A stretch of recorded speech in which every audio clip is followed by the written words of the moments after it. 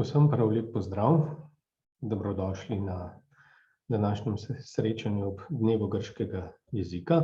Moje ime je Matej Hriberšek in sem docent na oddelku za klasično filologijo Filozofske fakultete Univerze v Ljubljani. Za današnji dan bi vam želel predstaviti Aristotela, natančneje njegovo delo Politika,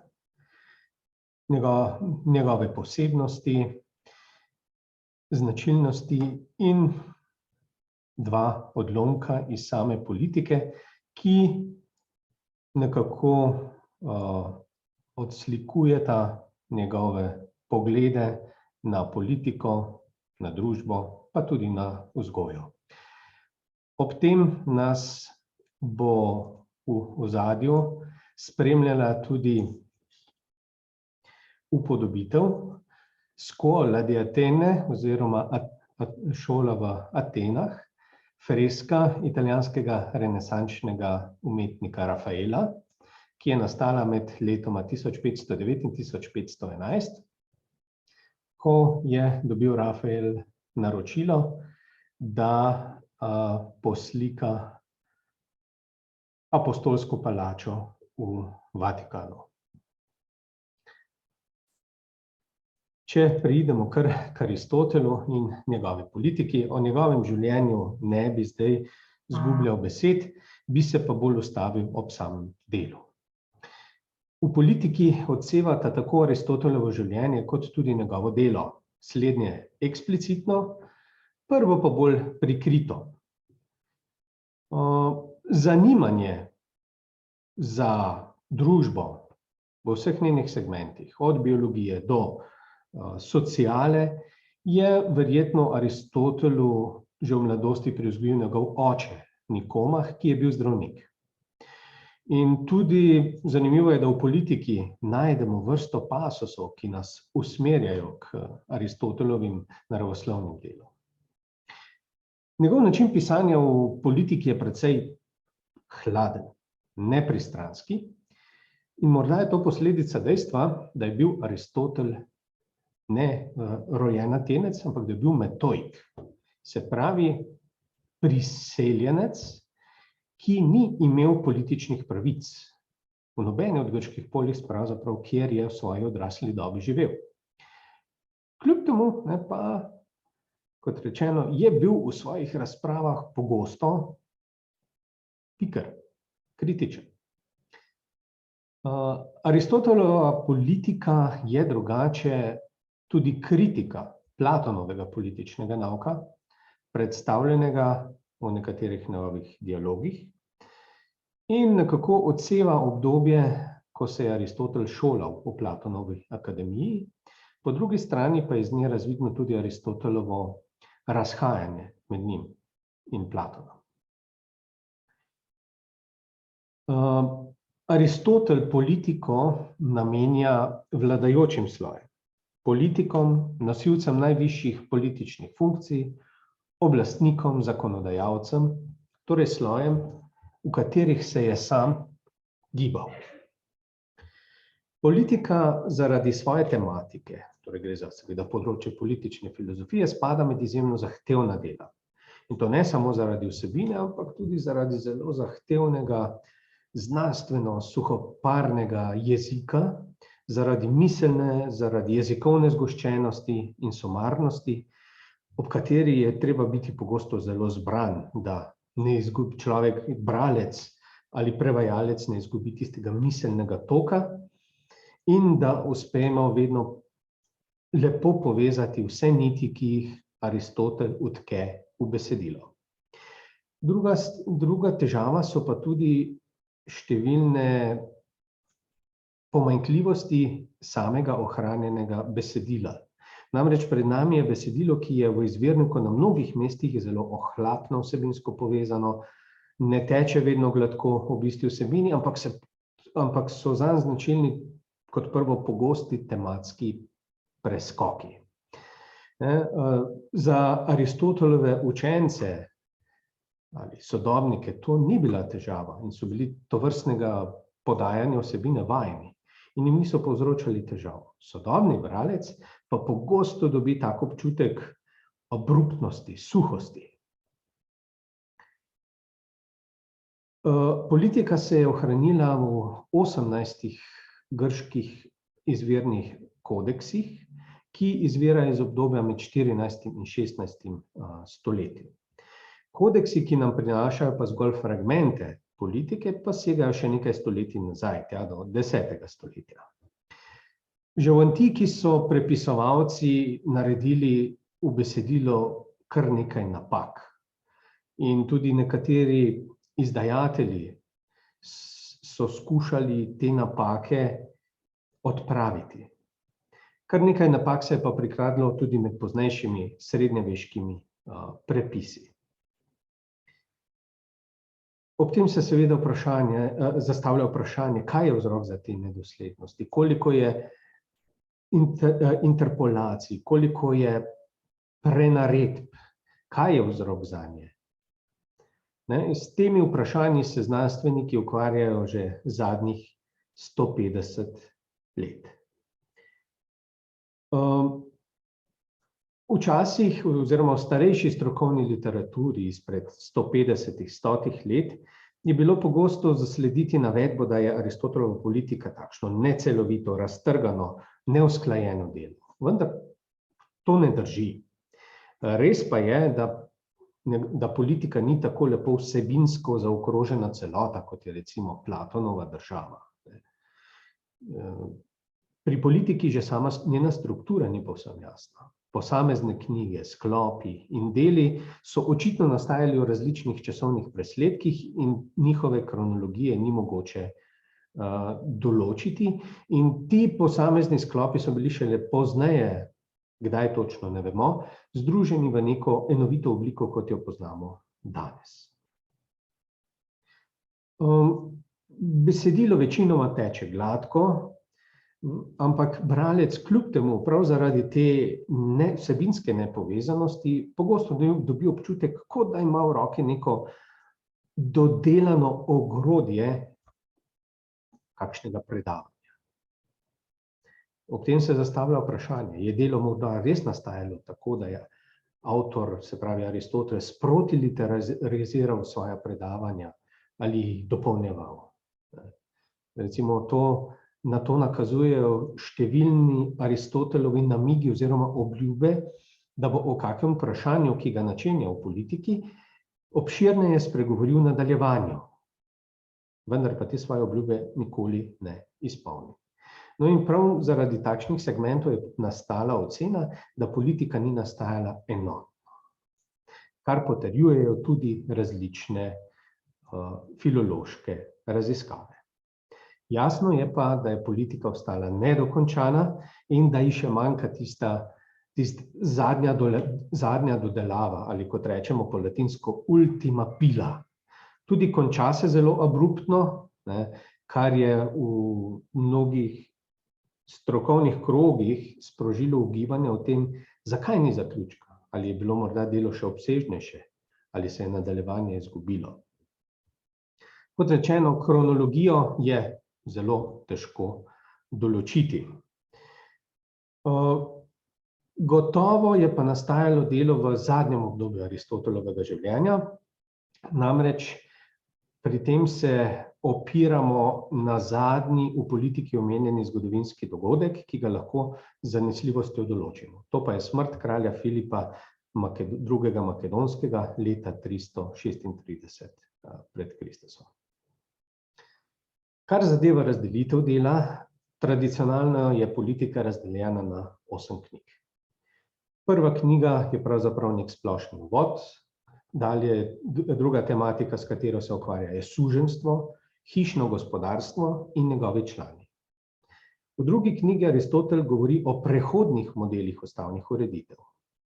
Pri tem se ustavlja ob ustavnih ureditvah tako Platonove države, zakonov, potem različnih ustavah, ki so bile prisotne v grškem svetu. Faleasova, Hipodamova, Spartanska in Kartažanska.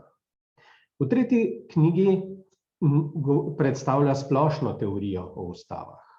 govori o državljanih, o razdelitvi ustav, o splošnih značilnostih in govori potem natančneje o kraljevini.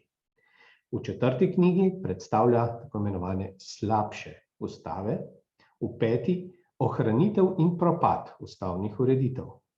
V 6. govori o demokraciji in oligarhiji, v 7. in 8. pa predstavi najboljšo ustavo, najboljšo obliko grške polis, najboljši način življenja in posebej se ustavi ob vzgoji. Tako da imamo tukaj v bistvu 4 vsebinske sklope.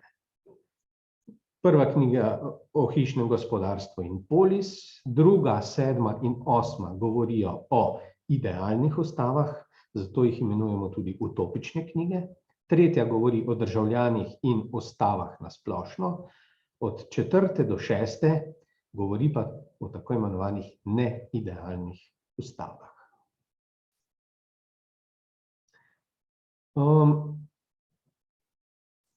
Kar zadeva samo tematiko. Politika je povezana tudi z deli z področja etike, kajti glavna naloga politike, politične veščine, je blagostanje ljudi in njihovo prosperiranje. To je, kot Aristotel pove, sicer ne v politiki, ampak v svoji Nikomahovi etiki, glavni smoter politike. Gre torej za razpravo o praktični filozofiji, in kam Aristotel umešča politiko.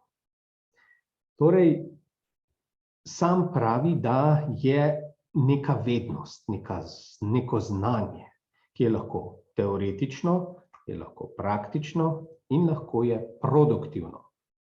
In vsaka od teh vrst znanja vključuje različna področja. Tako recimo teoretično znanje vključuje teologijo, matematiko, filozofijo narave, praktično znanje vključuje politiko, upravo hišnega gospodarstva in etiko. No, potem je pa tu še tretja vrsta znanja, je pa produktivno, kamor spadajo posnemovalne veščine in koristne veščine. Nad vsemi pa kraljuje potem logika. Aristotel etiko in politiko tesno povezuje, kajti politično delovanje brez etičnega pristopa zanj je brez vrline in brez moralnih odlik, še zlasti pa politično delovanje brez kompleksnega vedenja o vsem tem ni mogoče. Pojem politike je pri Aristotelu zelo širok. To ni samo vednost o vodenju polis, ampak vključuje tudi številne etične komponente. Druga znanja, spretnosti, veščine, seveda pa tudi študij in poznavanje ustavnih ureditev in polis.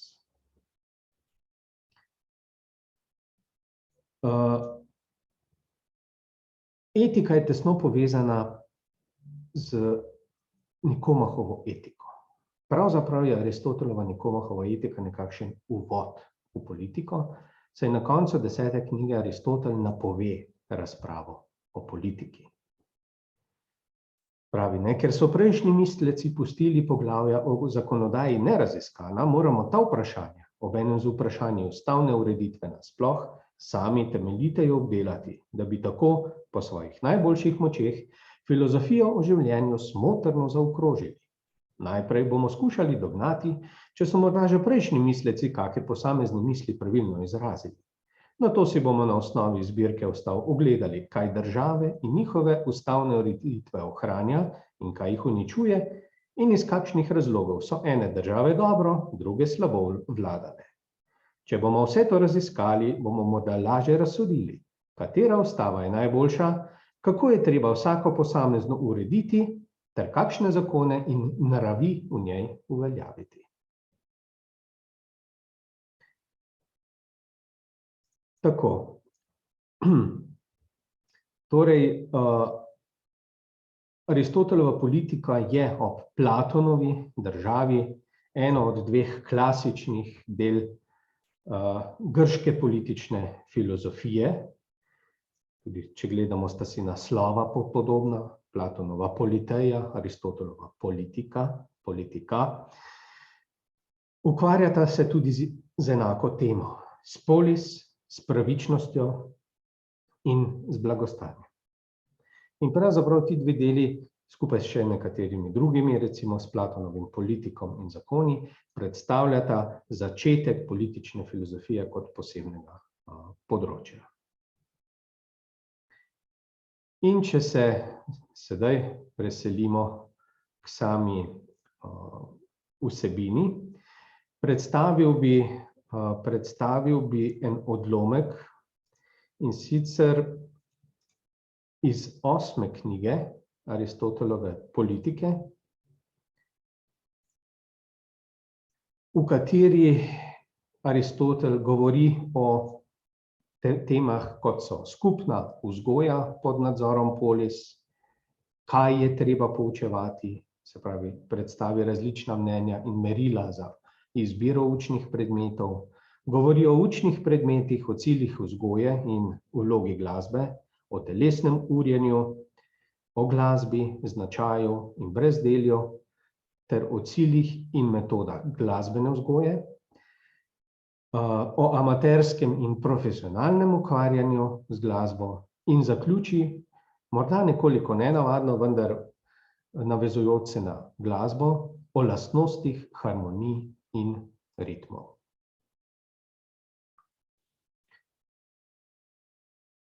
Predstavil bi 3. poglavje 8. knjige, ki govori o učnih predmetih, v cilju vzgoje in vlogi glasbe. Takole pravi. Današnji temeljni nauki se, kakor je bilo omenjeno, nagibajo v dve smeri. Obstajajo pa 4 predmeti, ki jih navadno poučujejo. Branje in pisanje, gimnastika, glasba in kot 4. predmet nekateri poučujejo tudi risanje. Branje in pisanje ter risanje učijo, ker veljajo za koristno za življenje in vsestransko uporabna. Gimnastiko zato, ker pripomore k pogumu, glede glasbe pa se utegne človek znajti v zadregi. Dandanes se večina ljudi z njo ukvarja zaradi užitka. Tisti, ki so jo izvorno vključili v vzgojo, pa so to storili, ker, kot je bilo že večkrat povedano, sama narava zahteva ne le, da pravilno opravljamo svoje delo, ampak tudi, da smo zmožni lepo uživati v brezdelju. To je namreč eno počelo vsega. Spregovorimo še enkrat o njej.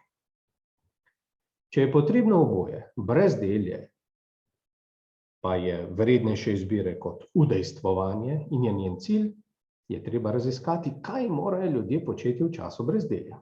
Vsekakor se ne smejo zabavati. Potem takem bi morala biti zabava naš življenjski cilj. Če pa je to nemogoče in se je treba zabavati v času svojih zaposlitev, kdor namreč naporno dela, potrebuje počitek in zabava je namenjena počitku, delo pa spremljata napor in naprezanje, si je za to zabavo treba privoščiti. Vendar je treba biti pozoren, da si jo privoščimo v pravem času, da jo uporabljamo kot zdravilo in takšno gibanje duše je namreč sprostitev in zaradi uživanja počitek. Zdi pa se, da samo brezdelje vključuje užitek, srečnost in blaženo življenje. Teh pa tisti, ki so dejavni, niso deležni, temveč so jih tisti, ki živijo v brezdelju. Kdor je namreč dejaven, svoje delo opravlja z nekim ciljem, ker ga še ni dosegel. Srečnost pa je cilj, za katerega vsi menijo, da ga ne spremlja bolečina, ampak užitek. Glede tega, kateri užitek je to, pa niso več vsi istega mnenja, ampak pri njegovi določitvi vsakdo gleda nase in na svoje stanje. Najboljši človek pa določi najboljši užitek in užitek, ki izhaja iz najlepših pobud. Tako je jasno, da se je treba nekatere stvari učiti in jih poučevati tudi zaradi prostega časa, ki ga preživljamo v življenju. Ti vzgojni in učni predmeti so sami sebi namen. Tisti, ki pripravljajo na delo, pa so nujni in rabijo drugim namenom. Zato so tudi naši predniki glasbo vključili v vzgojo. In sicer ne zato, ker bi bila nujna, v njej namreč ni ničesar takega, ne zato, ker bi bila koristna.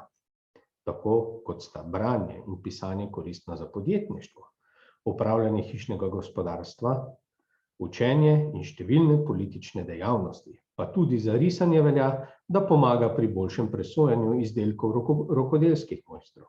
Pa tudi ne zato, ker bi tako kakor gimnastika krepila zdravje in moč, kajti vidimo, da glasba ne pripomore ne k enemu, ne k drugemu. Ostane torej, da je glasba namenjena preživljanju časa v brezdelju, zaradi česar so jo očitno tudi uvedli v vzgojo. Dodeljujejo jim namreč mesto v tistem načinu življenja, ki je po njihovem mnenju vreden svobodnih ljudi. Zato je Homer takole spesnil: vendar pa koga bi zdaj na obilno gostijo vabili. In potem, ko navede nekatere druge, pravi: ti pa povabijo pevca, da s petjem ljudi kratkočasi. Na drugem mestu pa Odisej pravi, da je najboljše takšno preživljanje časa, kadar se ljudje zabavajo in gostje v hiši po vrstah sede in poslušajo pevca. Jasno je torej, da obstaja neka vrsta vzgoje, ki je morajo biti sinovi deležni, pa ne zato, ker je koristna ali zato, ker je nujna, temveč zato, ker je vredna svobodnega človeka in lepa. Toda, ali obstaja ena sama, ali jih je več, ter kakšne so, in kako jih je treba posredovati, o teh zadevah bo treba spregovoriti pozneje.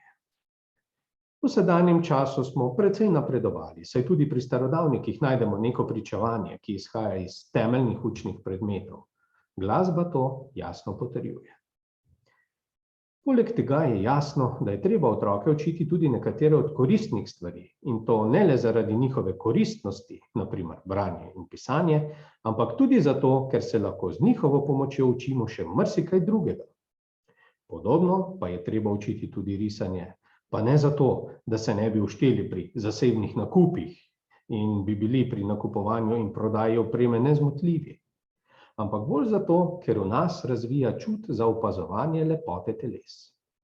Iskati vsepovsod tisto, kar je koristno, pa se za širokosrčne ljudi in svobodnjake niti najmanj ne spodobi. Ker je jasno, da je treba otroke vzgajati najprej z navadami, nato pa z razumom, in sicer najprej telo, šele potem duha, je iz tega razvidno, da je treba otroke podvreči gimnastiki in telesni vzgoji. Kajti prvo da telesu dobro formo, druga pa ga usposobi za nekatera opravila.